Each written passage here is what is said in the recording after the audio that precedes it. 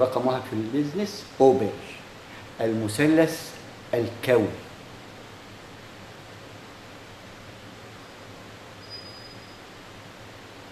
ملك بمعنى قانون السياحة الكونية، لأن فيها رؤى من خلال شرح الأرقام تعيها وتراها، وأنت تراها من خلال الوحي اللي بتراه، وأنت تعي ما أقول مظبوط، وأنت خير من يعمل. ولكن أنا اللي كنت في غفلة، لأن على ما فقت للرسائل بتاعت المواقع حتى أتمكن من الرد عليها، فأنا بعتذر وأنا آسف. بس كان فيه معادلات، كان لابد إني أوقف أي مقابلة حتى وإن كان رئيس الجمهورية، لأن أنت تعي إن الموضوع عدى العرش وعدى المال وعدى الولد وبقت خنس وكنس. ومن خلال هذا المقياس نعمل.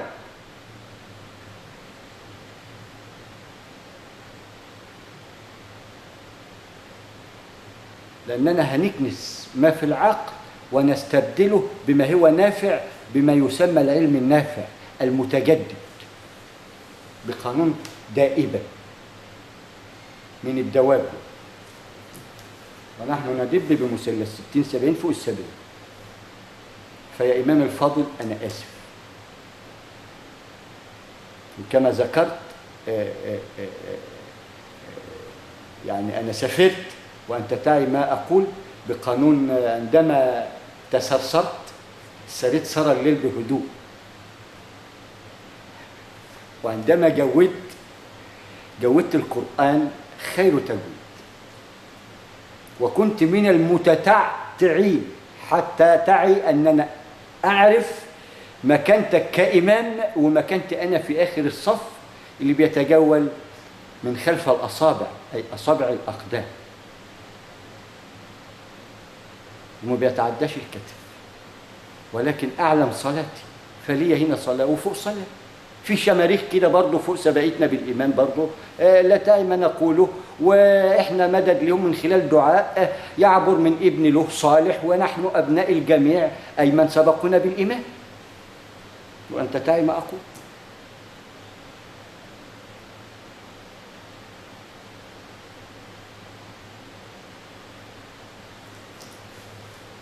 فالخطة الخمسية عندنا أنجبت ما ذكرناه، ولكن ربنا سيولي فيها من يصلح، لأنها تشكل الناقة، ومن سيعقرها سيعقر حتى ولو بعد حين وفي عقر داره، وهو من سيعقر نفسه بأمر الله كما عقر صاحب المثلث أبنائه. وقلنا ده ما عليهوش حكم، ده يظهر على الشاشة ويقول للنسبة اللي هي تضخمت من هذه الإيمانيات الفطرية كيفية فدية هذه الثلاثة اللي ادانا فيها أحمر عشان نعي معنى إسلام سلامي للإسلام، واللي هو الزمرد، والأبيض الياسمين، وقلنا الإسلام المنجب للزمرد والياسمين،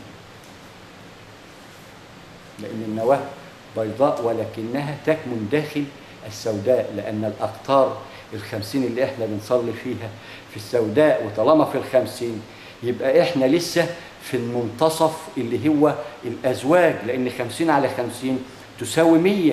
فأنا لما بذهب لصلاة 100 وأنت تعيها إلى أن تعي أنك تؤمن فيها أيضا، ولكن في هنا شيء من الغشاوة الرقمية وليست العلمية. سهل.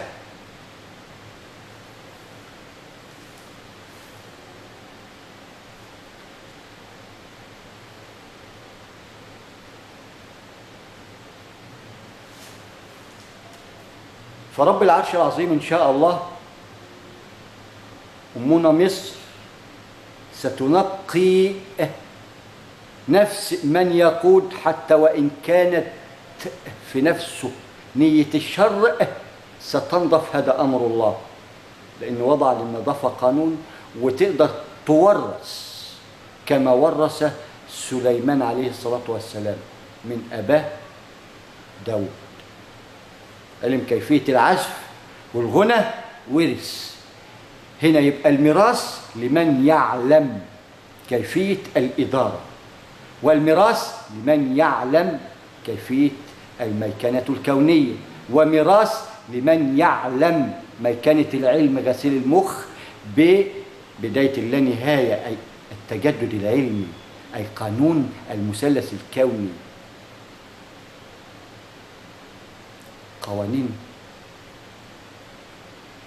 إلى أن يعلم قانون الذرة الزمنية، أي مثلث نواة الذرة الزمنية، إلى أن يعلم قانون مثلث نواة الذرة الضوئية، إلى أن يعلم إلى أن يعلم إلى أن يعلم. وبعد ذلك بيكون في كلام تاني بعد أن يعلم يا إمام الفاضل، حتى ننهض بدولنا، أي دويلتنا ودول العالم، لأن كلها مقياس ذرة، وأنت تعي ما أقول. يعني الكل أهل ونحن أخوة.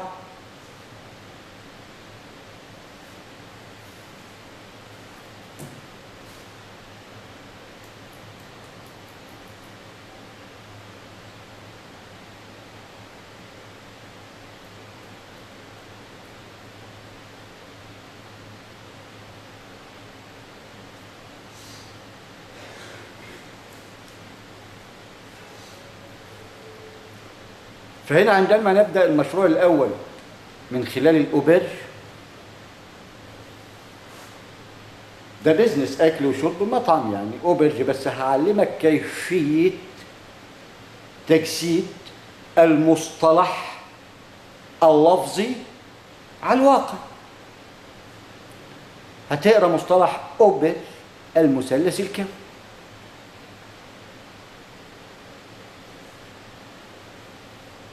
ملك السياحة الكونية، والملك من يأتي بالسلطان إلى أن يصعد لخالق الملوك وقانون الملوكية ومادة الملوكية، إلى أنها ملك في ذاتها، لأنها تشكل رداء الكبرياء، أي أعلى درجة. ومن لا يتقي رب العرش العظيم فيها فبشره بالغراب.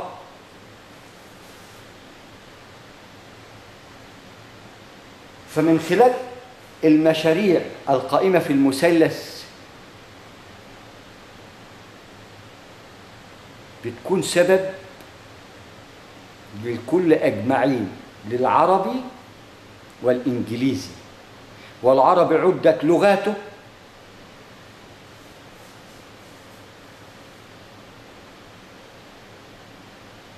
والإنجليزي عدت لغاته. وبناء على هذين الزوجين اللي ما هو أصلا بتقول لي الشيعة والشيعة. الشيعة احنا لما بنقرأ الفاتحة، فاتحة الكتاب، بنقرأ ملك ومالك يوم الدين. يبقى عرفنا معنى مصطلح ملك أنه خير الملوك، ومالك المصطلح مع ذات الملك اللي هينصب حتى بالديمومة. يبقى هنا مالك، وعندما شبه لنا يبقى خير الملوك، إلى أن نعي أنه مالك. مصطلح ملك هو مديله قانون ودستور كيفية الحكم، كما حكم داود وسليمان إذ نفشت فيهم غنم القوم. فأنت معاك النعجة اللي هتجيب 99، إذا عرفت كيفية استخدامها فزي ما هنقول لك بتبدأ، لأن هذه النواة اللي تشكل أوبر المثلث الكوني. ملك السياحة الكونية، ملتقى العلم، يعني الطلبة والعلماء أيا كان نوعهم، بتلاقيهم طلبة كله جامع، من الذرة حتى المجرة الكونية، الإعلام اللي هو مواطين الشيشة بالكر والفر، نفرقع بومب عشان نجري حواليها كلنا، ما عادش إلا البومب في حالة بومب. فمقياس الذرة عندنا يشكل الأوبر. تدخل تلاقي نظام له مواصفات خاصة، بيقول لك التلت لصاحب الأرض، التلت لمن سيدير من خلال العلم اللي ارتقى إليه يبقى للمديرين لخادمي هذه أي العلماء لخدام هذه البقعة التلت، ولرئاسة مجلس الإدارة التلت. يبقى هنا مجلس الإدارة التلت، الإدارة ومدير الإدارة التلت، الأرض لها التلت. يبقى كده الثلاثة بيحملوا بقى من فصائل المسلم والمسيحية واليهودية والكافرة، وكل الفصائل الأربعة دي في واحد بس ما بيزعبط 5 دقايق مش عارف بيقول إيه. بقى فيه الأربعة دول مقياس ل 44 شيطان شفتهم، شياطين مختلفة مع إنهم شياطين. 44 إبليس، كل إبليس مختلف عن إبليس. فأنت تعي ما أقول. وبناء عليه الأوبرج يشكل اللبنة الأولى. رقم 2 بينشق من خلال هذا الأوبرج، لأنه بيجمع الطلبة والعلماء وبهم أي بهما الرأسمالية والحكام من الحاكم للوزراء، لأن الكل يشكل مؤسسات، في مؤسسة علمية، في مؤسسة رئاسة، في مؤسسة عسكرية، في مؤسسة استخباراتية، في مؤسسة داخلية، في مؤسسة دولية. الرئاسية تتكلم بالإنابة عن الدولة من خلال السفارات اللي هي منطورة كحبات البركة في الدويلات.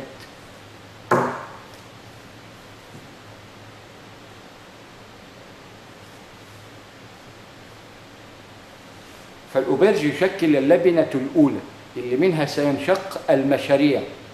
بيبدأ منها معرض المثلث الكوني، قانون المثلث الكوني دراسيا من أول ابتدائية تنتهي بالأكاديمية، قانون الميكنة الكونية اللي هيوريك كيفية الدفع الرباعي، كيفية تلخيصها يبقى ثنائي إلى أن تنتهي كيفية إرجاع الطاقة بآلة ال19، ونشغل الميكنة بالدفع الذاتي كما تدور هذه الكويكبات الأربع اللي يشكلوا 4 أيام أنجبوا مادة الحديد كمواد ذرية مترتقة بالقانون دائبة ومتجددة، وينقصها من أطرافها حتى تبقى بمقياس الذرة لا تزيد ولا تنقص. وذكرت أنا المقاييس وأنت تعلم ما أقول. فرقم 1 هذا الأوبرج. ها بقى الأوبرج ممكن أقول لك إنجليزي، سبيك إنجليش،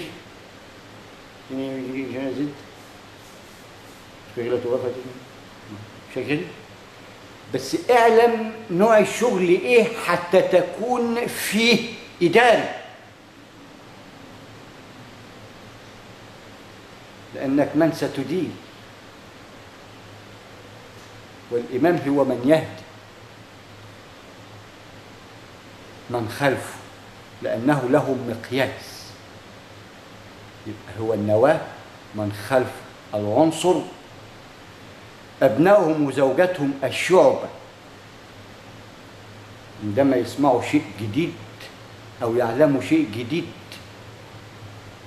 بتاع النواة والعنصر والشعبة. جمع، نعش، حركة كونية تتميز بالانتعاش الكوني، وقودها الناس من خلال الذرة الذرية اللي بتنتمي للحجارة، أيوة الحجارة. ويعود الروح والنفس، الروح اللي هتدي درجتك 1/10 ولا 10/10، والنفس اللي هتنعم اللي بتشكل لنا الآن الجوارح.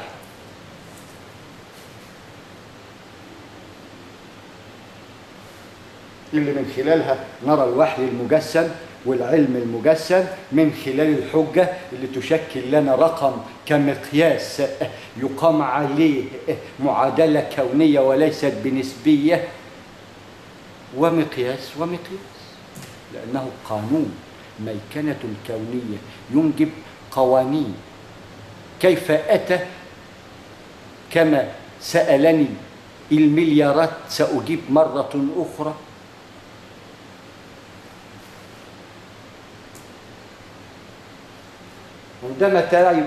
عندما تعي ما معنى مثلث كوني وتعي أن له علوم كونية تدرس وتدرس، من خلال ما يسمى رقم 1 الفكرة، أي النظرية، أي وجهة النظر اللي أنت وتشكل نوع السؤال اللي هتسأل ربك فيه إذا أردت أن تنفع البشرية بشيء، فرأيت أن هذا الشيء يشكل المادة البترولية اللي تسمى حريق. فعندما أوفر عليك الحريق يبقى هنتقاسم في الحريق، بقول لك التلتين ليك والتلت لي، أصلا أنا اللي هطور لك وأنا اللي وضع لك النواة اللي منها بداية اللانهاية.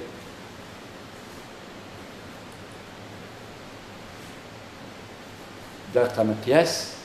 وهناخد المادة البترولية نرتقي بيها لمجال صناعة أفضل يخلي سعرها أعلى من كده 11 مرة ويضاعف.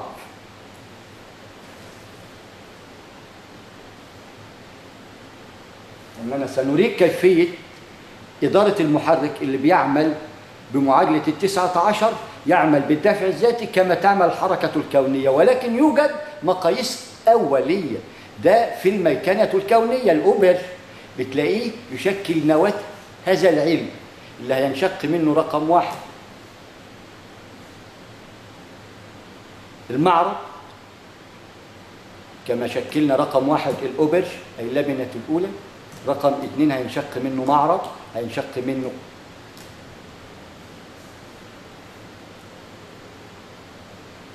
بيزنس،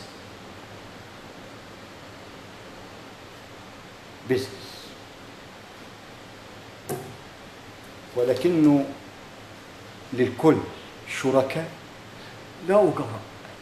هو ده المقياس اللي بنعمل بيه. يقول لك شوف عندك الأرض في المكان الفلاني عبر اللابتوب ولصاحبها التلت، أو بتشوف للأرض وتقول لي على موقعها فين، ولك ومن يدير معك التلت، وتبعت لأنك الإمام اللي هتحكم وهتوزع النسب، بتبعت لنا التلت. وما ينقصك نحن لك من المدعمين، إن كان قانون ميكنة، قانون كوني، قانون يدرس في جامعات، لكليات، لهايكستيبات، لمؤسسات، لدويلات، نحن معك وخلفك وأمامك وعلى يمينك ويسارك. خلفك حتى نكون لك ظهر خير صور آدم،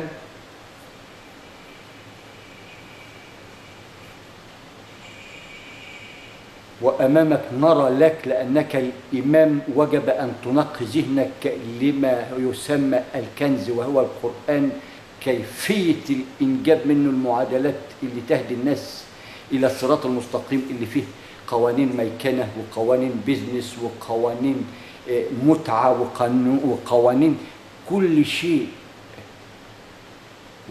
من كل علم علما.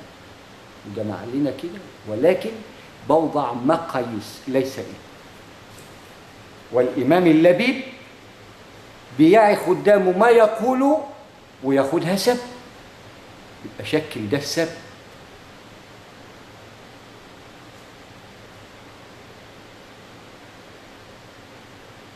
أنا اديتك خلفية مبسطة من خلال كيفية البيزنس. رقم 1 الأوبر، ومن خلاله بعد أن يقام بقول لك التلت للأرض، التلت لك يا مدير بمن يدير معك، والتلت تحوله لنا ولك مشكورين. عندك فيه ناس كمان محتاجين، عندنا في تلتنا اللي هناخده التلت لله ولكل أهلنا وأبنائنا. ولكن أنت تعي ما في الجيب هنا وعندك وفي جميع دول العالم، لأنها مقاييس ومجادير، ولأنها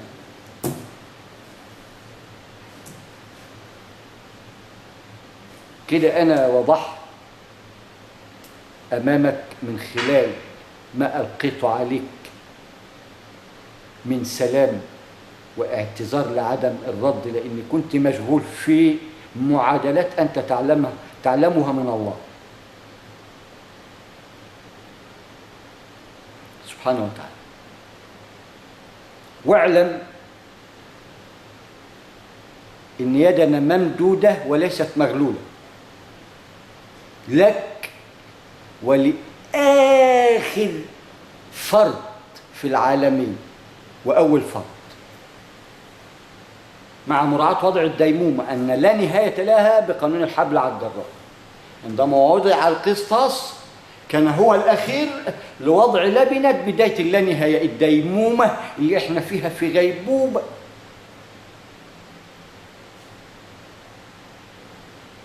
عاش عاش عاش عاش اللي قال الكلمة بحكمة وفي الوقت المناسب. عاش عاش عاش عاش اللي قال الكلمة بحكمة وفي الوقت المناسب. عاش اللي قال يا رسولنا ما فيش